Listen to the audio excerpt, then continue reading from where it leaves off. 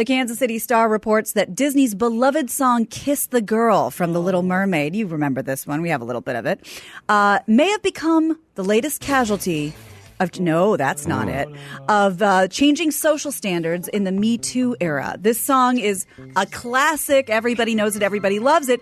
It's been dropped indefinitely from the performances of Princeton's male acapella group after a critic at the school's newspaper blasted it for being misogynistic and dismissive. What is that douche fucking bagel's name? The Noah critic. Wallstein. Noah Wallstein. I'm going to just create a douche wall of fame.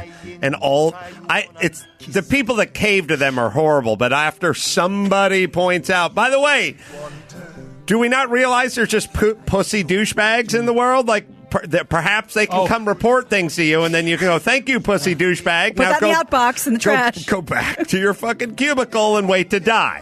Like, do we have to listen to everybody? Like, they just after somebody was made uncomfortable or somebody reported. Like, okay, people report shit to me all day fucking long. I don't listen to them. What is the all right, so here's the deal. So I'm going to read you just a snippet from the critical think piece, the op-ed from the paper. I don't speak French, but I could put together a case against Farajaka if I had to. Just because you can. Sure. You can go, well, this makes people uncomfortable, and it has to blah, blah, blah, blah, blah. And you can you could do that with colors if you wanted to at a certain point in crayons that made people, if you wanted, this is the problem with college. It lets people articulate what's been done to them and what could potentially happen to others. And while it doesn't affect them, how it could affect others. You could honestly take the old man with the rocks and get one of his coffee cans and explained how this was offensive to people who, there are many people, some people have had tetanus before. Yeah. Others have lost loved ones to tetanus. This rusty can sends them, it's a trigger. It triggers them into negative thoughts about tetanus and the potential of tetanus and whatever, we're going to Tupperware. And you're appropriating rocks that should have been left in their sacred place. Right, by indigenous people. And how far down the chain does this go? Problematic. The songs were especially problematic because every song was, that was my late husband's favorite song, and now it obsessed me. That was my dad's favorite song. Yeah. And now, the phrase problematic, I find problematic. I hate it when all these fucking new wave douchebags are explaining that things are problematic. Problematic to who? Yep. Douche. Problematic is Pussies? The new... Yes. Problematic to pussy. Problematic just pussy. is the new outrage and the new backlash. This is problematic. God damn it. Well, here's what Noah had to say. Oh, Noah pussy bomb? Yeah. All right. By performing the song multiple times each year, the Tiger Tones, that's the name of the group, elevate it to an offensive and violating ritual. What? Hold on. This is parody. This is satire. It raises some serious issues. The premise of the song, originally sung in the Disney film The Little Mermaid, is that the male Prince Eric, on a date with the beautiful female Ariel, should kiss her without asking for a single word to confirm her consent. Two things. She's in love with Eric, and she doesn't have the ability to speak at this part of the movie. But who? No ability to speak. But they dropped it. Hey, man, this would be brilliant satire if he was trying to be funny. Maybe it is. Maybe the joke's on us. That'd be awesome. Say, performance art. Yeah. You know, it's funny. It's so weird, but back in the day when we were laughing about this, Dennis Prager used to have this joke, which is like, I think the ACLU or whomever, the Los Angeles, whatever, Chamber of Commerce or whoever it was, somebody took offense to lowercase t's because they looked like crosses and they want it removed from the...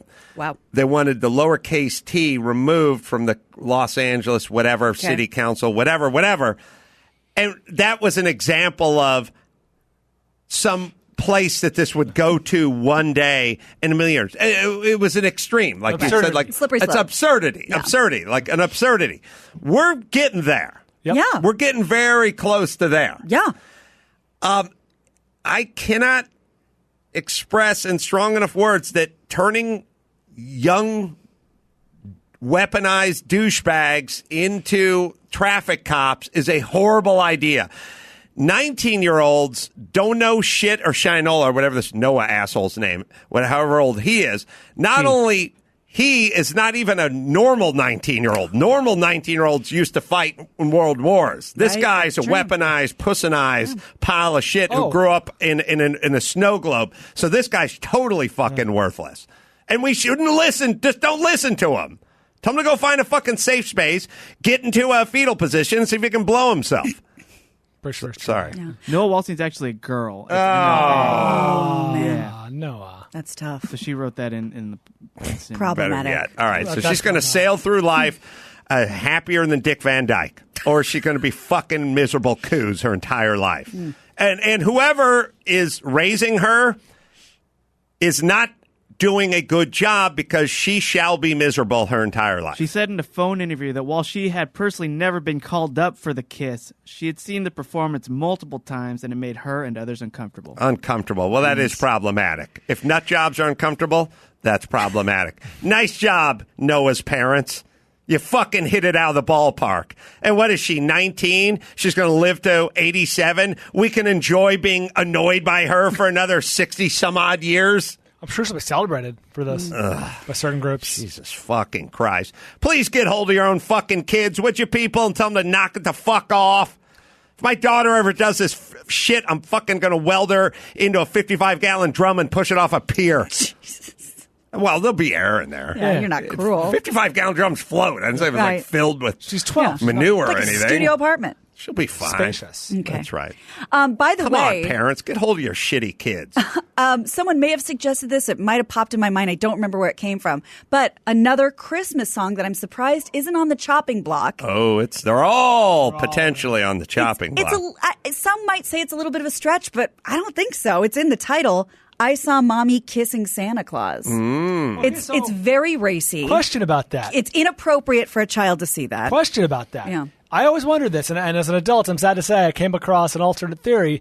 Is Mommy having an affair with Santa Claus? No, the irony is that's Daddy. Okay, so I think so. Well, early on, I was like, I'm no expert. Daddy is going to be pissed off when he sees Mommy carrying on with Santa Claus. Well, I'll tell you why this one. I'll tell you why this one can go. Very embarrassed. They've gotten rid of many schools have gotten rid of the father-daughter dance because it's uncomfortable for the daughters that don't have fathers. Although I would argue they don't need to attend the dance. It's not for them. But let's do away with this time-honored ritual. And this could then be very problematic to young kids who don't have a father in the home, seeing her mommy kissing a drifter. Well, she's kissing Santa Claus, who is the dad, but this is creating shame for those. Yeah. Okay. There we go. Listen, everybody, here's how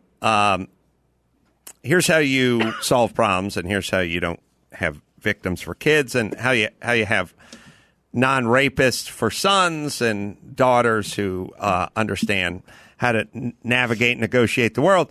You get a mother and you get a father and you fucking raise your kids. But you don't go the inside out. See, what we're doing is no mom, no dad, no raising the kids. We'll go out into society and we'll wrap everything with bubble wrap, and that'll protect the kids. What protects kids is a family unit. Strong inner core. Where the sons know not to force sexual advances on recently transitioned mermaids. On recently transitioned mermaids. Right. They know that. You don't have to then protect them from a song, because a song can't get them to do it any more than Red Dead Redemption can get them to turn into an old, put on cowboy boots and go shoot up a saloon. Songs can't make good people or even people that were decently raised. Songs, video games, all the outside stuff that we're trying to get rid of, you're impervious to bad ideas when you come from a good family. Joining a street gang sounds like a bad idea when you come from a decent, intact family. Not a rich family, just a strong, well put together family. Street gangs are bad ideas. But if you come from a broken family, then it sounds like a good idea. My thing is, there's always going to be street gangs. I'd like to get rid of them, but they're always going to be around. Let's focus on the people who think it's a good idea to join the street gang and maybe make it not such a great idea. Oh, there you go. Sounds good. There's a crazy idea. Radical. It's radical.